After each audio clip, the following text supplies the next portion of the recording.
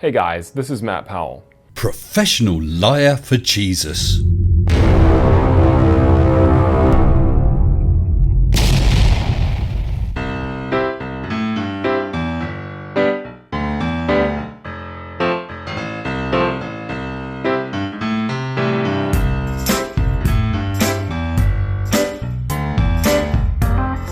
Hi, today we're going to look at a video by Matt, Liar for Jesus, Powell. Apparently this video is the best evidence that takes down evolution and proves the flood of Noah. Better get on with it, Matt, and roll VT. So the Grand Canyon is probably one of my favorite places to go. After Wally World, of course. To demonstrate that the flood of Noah is a fact, because the Grand Canyon is where the geologic column is. Oh, is it only there then, Matt? I think you'll find that the geologic column can be looked at in many places around the world. The Grand Canyon shows a part of it. And the geologic column is where evolution is based from. No, the geologic column is just another evidence that supports evolution. And they say you have Paleozoic, Mesozoic, and Archaeozoic ages in the Grand Canyon. And they say that this all represents millions of years of supposed geologic time where one layer slowly formed upon another. Well, yes, as layers were laid down over millions of years, and those rocks can be dated. But the truth is that we find no erosion, virtually no erosion marks between the layers. If you have a layer forming and then it takes a long time for the next layer to form, you would expect to find erosion if you were to break the layers apart. Well, I can think of a darn good reason why you're not going to see erosion between the various layers of the Grand Canyon. Can you think of one, Matt? But when you break certain of the layers apart, you'll often find that there are water ripples connecting each of the layers. So what that means is that it was laid down by water. Right, these layers were laid down slowly underwater by deposition, so you're not going to see erosion. And sedimentary rock, which the Grand Canyon is even made out of, is defined as rock that was laid down by water. Yes, as sediment settles out of water, it becomes sedimentary rock. I'm glad you're here to teach us these things, Matt. So whenever people say the phrase Grand Canyon, it literally is defined as sedimentary rock, which is defined as rock that was laid down by water. So the name Grand Canyon literally means canyon that was caused by a flood, layers that were laid down by water. No, the name Grand Canyon doesn't literally mean canyon that was caused by a flood, layers that were laid down by water. It means big canyon. Now, if certain of these layers were exposed for millions of years, we would expect to find animal holes between the layers. I mean, if you have a layer forming and then it takes a long time for the next layer to form, you would expect to find animal holes between the layers of animals that lived during those supposed ages that burrowed down in those layers during those ages. What, you mean like this, Matt? And so we don't find that at all. There is no animal holes whatsoever, no bioturbation. Well, how about this, Matt? Burrows in the Grand Canyon National Park. Oh dear. And if certain of these layers were exposed for millions of years, you would expect to find root remains of plants and trees. Root? That grew down into the ground and put their roots down into the ground. But again, we don't find that because those layers were all formed at the same time in one event. No, Matt, we don't find that because the layers that form the Grand Canyon National Park were laid down at the bottom of the ocean, where there aren't too many trees. Now, to answer an objection that I've heard from Bill Nye, he stated that all of the clams were at the bottom layers, all the lizards were closer to the bottom, and all the mammals were closer to the top, and the birds were up at the top layers. Do you know anything about hydrological sorting? Well, I don't know anything about that, but I do know I like fluffy little kittens. Good point. Matt, where's all the fossils of little kittens? So he says that you see how we evolved over time. But the truth is that that's simply how the flood sorted it. The flood sorted things based on their buoyancy. I see. And it's just coincidence, is it then, Matt, that the simplest organisms happen to be the ones that are least buoyant? And so, of course, the flood waters would put all the heavy stuff on the bottom, not so heavy stuff closer to the bottom, less heavy stuff closer to the top, and then birds at the top, of course, because they're the last ones to die. I see. So where are all the prairie dogs and the bison? Where do they go? Not to mention the total lack of a single human skeleton in the Grand Canyon. And so when they see, well, you see how we evolved over time. It's such a con artist trick. They don't actually think it through. Whereas you do think it through, Matt, and are learning at the hands of a con artist, Mr. Kent, get me out of jail please, Hovind. People that take and consider this, they don't think about what they're even being told, that they evolved from a sponge, or that we all evolved from literal jellyfish. Whereas some people still have the intellect of a jellyfish. Don't you, Matt? That's what evolution teaches, is that we evolved from jellyfish. I always like to ask people, do you think that your ancient ancestor was a fish? Heads up, Mr. Powell, a jellyfish is not a fish. Very Christian, Matt. Steal an image from dreamstime.com and be so stupid as to not hide the copyright message. Now, another reason that we know that all of the layers were deposited in one event is because we find trilobite trails before we actually find the trilobite fossil. Well, I've got to admit that I can't debunk that, Matt, as I found zero evidence for that anywhere and you've not provided any citations. So I call bull. Millions of years before. And so what that proves is that when the floodwaters were coming in and mud was being deposited, these trilobites were trying to work their way up through the mud, and they died in the upper layers, not able to outrun the mud. I see. And what exactly were these trilobites, these ocean-going trilobites, doing in Central America? You find salamander tracks and amphibian tracks 15 million years before you actually find the actual salamander that made the tracks. I mean, let that sink in. You find trails of all sorts of different animals before you actually find the animal that made the trail, supposedly 15 or 20 million years before the animal that actually made the trail. Yeah, again, I'd like to see some evidence for that, Matt. So it just completely falsifies evolution, because evolution is actually based on the geologic column. And if the geologic column is false, evolution is false. And it falsifies the theory from the bottom up and from the top down, because that's where they base evolution theory off of.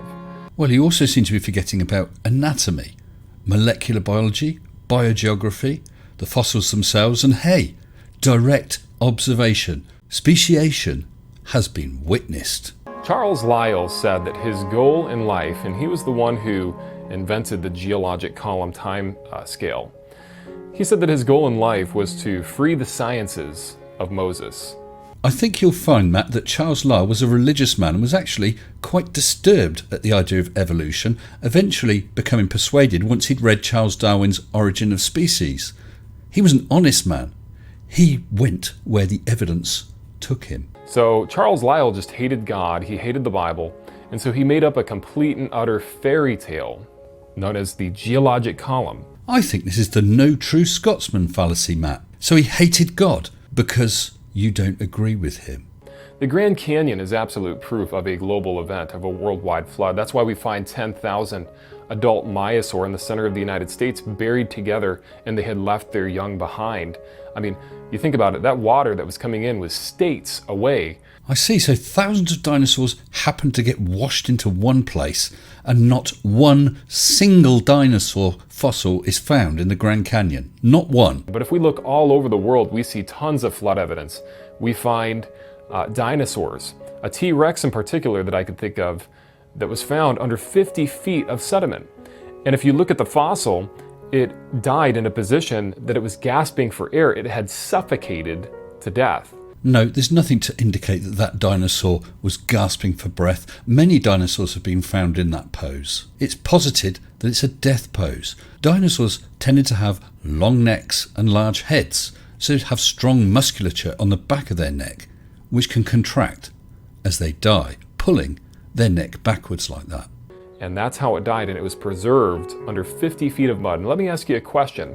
What would cause a T-Rex, a fully grown T-Rex dinosaur, to be engulfed and encapsulated under 50 feet of mud and dying in a suffocation position? How do you know that that mud all came down at one point? And if it did, that could be a local flood event anyway. The only way to explain that is the flood of Noah. There is no other option. Well, how about it was attacked while it was drinking from a river, his body then washing down the stream and getting engulfed in sand and silt washing over him in deeper and deeper layers? No, that couldn't be a possibility, could it? Instead, it must have been a worldwide catastrophic flood caused by a god that there is no evidence for. Meanwhile, some goat herders in the Middle East were building a wooden barge 510 feet long to save breeding pairs of all the other animals. Yeah, I'll go for that. See, that's what people need to understand, is that when they discount the global flood, they're taking away from science. They're actually denying science. Okay, here's a few simple scientific questions for you, Matt. Where did all the water come from for this worldwide flood? Where did it all go? And all this deposited mud and silt, where the hell did that all suddenly come from? That's to say nothing of the fact that a wooden boat 510 feet long is a physical impossibility. It would leak very quickly and sink. Now tell me who's denying science. And a lot of times they do it ignorantly, but there are some who do it willfully ignorantly. That's Aaron Ra. Aaron Ra. Bless his cotton socks. Now, when you point these things out about the fossils that are found out of place, and the fact that you find tracks before you actually find the animals, 15 million, 20 million, even 30 or 40 million before finding the animals that supposedly existed after those tracks existed in the layers, when you point this out to evolutionists, typically what they do is they will say, well, we radiometrically date the Grand Canyon rock layers. Firstly, stop with these bold-ass assertions, and secondly, yes, we can date the layers of the rock. And so radiometric dating proves that the Grand Canyon is millions of years old. And I think she's got it. I think she's got it. And we evolved over time. By George, she's got it. By George, she's got it. And that it represents millions of years of time. Well, the problem with that is that radiometric rock dating has never worked even once for rocks of known age. I mean, think about it. In 1980, Mount St. Helens erupted, and it created igneous rock that flowed down the side of the mountain, and some creation scientists... Creation scientists? Now comes the part where we throw our heads back and laugh. Ready? Ready! took and tested this rock, this fresh rock that was less than 10 years old, about 10 years after it had erupted. That's true, Matt. Those creation scientists took 10-year-old rock and had it tested using potassium-argon dating, a process which is accurate for rocks between the ages of 4.3 billion to 100,000 years old. They had 10-year-old rock tested with it. And so it was the worst volcano in US history. Well, they sent the rock samples that were less than 10 years old to 5 different laboratories known as the Geologic laboratories, all of our best. And were those creation scientists, were they your best? And so they dated these rocks, and the ages that they came back with were astounding. Yes. I should think that they were. The samples came back as follows. The first one, 340,000 years. The second, 350,000 years. The third, 900,000 years. One came back as 7 million years old. Well, technically speaking, Matt, sending 10-year-old rock to be potassium-argon dated is the rough equivalent of trying to gauge the temperature within a volcano. Using a rectal thermometer.